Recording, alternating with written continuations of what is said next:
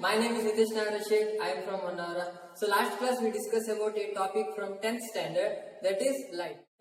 So let us put all these cases in one tabular column. So here I consider the position of the object, position of the image, size of the image and the nature of the image.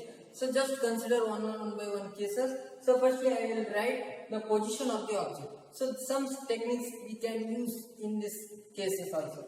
So firstly I will take at infinity, then for beyond C. So next case is beyond C here. So then next case at C, at center of curvature. Then we consider between C and F. Then at focus. Then lastly between F and P. So here just consider, neglect this part, last part, just neglect it. So it's just a techniques we have to use in our next studies. So if we are just trying to say some question. So what is the position of the image when it's in the beyond C? So we have to directly say that we have to draw the image formation where it is formed. So it is like that we have to use the technique. But in this case we have to easily say that, so in this method. So just neglect this last part. So consider these 5 parts, 1, 2, 3, 4, 5.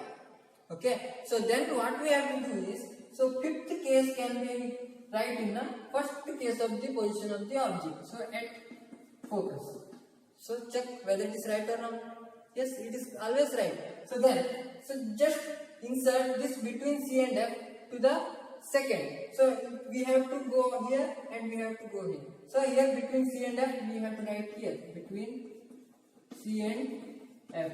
So that means, so we have to reverse this into the nature position of the image here. So firstly at F, then between C and F. Next at C. We will write at C here. This in this direction we have to take. Then beyond C. Yes. I am not referring any image formation here. Just it's a technique here. So then we have to see beyond C. It's finished. Then only left is at infinity. Just insert here at infinity. Simultaneously check whether it is right or not. It's always right. So between F and P it's a behind mirror. It's a behind mirror display. Yes. Then what is the size of the image? We have to write here. So it's a highly diminished.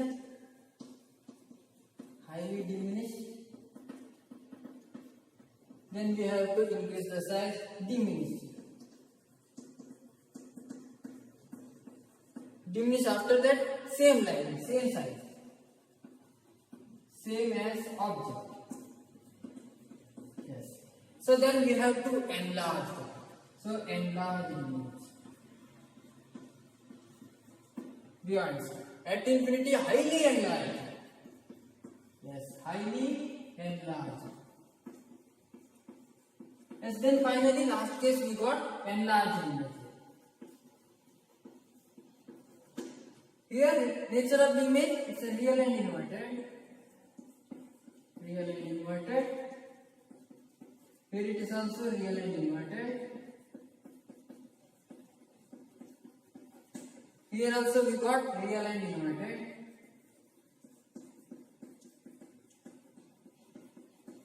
Here it is also we got again real and inverted. Real and inverted. Then here it is also real and inverted. And here virtual and erect.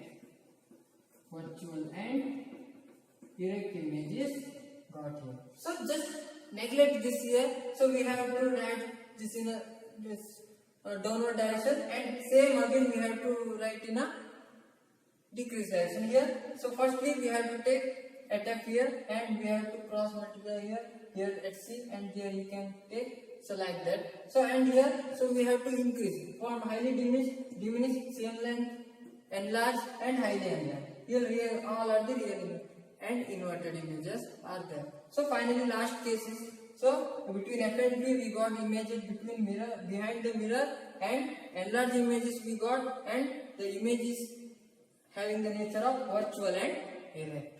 So then finally we come to the conclusion about what are the uses of concave mirrors here.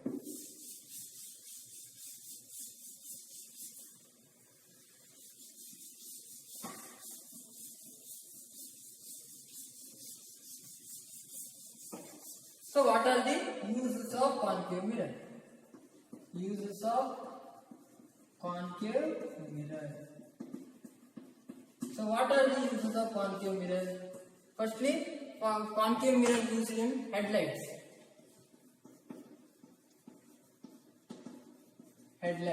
So what is the use of using headlights? So we have to get the brighter light. So to get brighter light.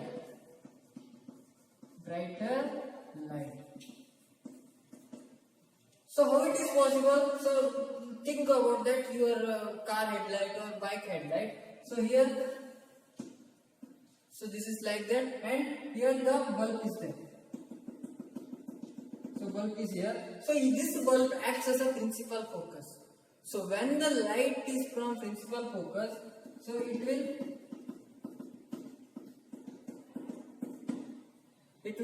after that it will hit on the concave mirror, the reflecting part of the concave mirror. When the ray passes through the principal focus, it will emerges out parallel to the principal axis. That means all the rays are parallel to the principal axis. That means highly brighter light is possible in this case. So for the sake of this, we use concave mirrors in the headlights. So then the second use is, so while using in the shaving mirrors, so to get the highly enlarged image like possible. Then dentist to see the highly possible image of teeth of patients. So dentist can use here. So likewise we have to use the concave mirror.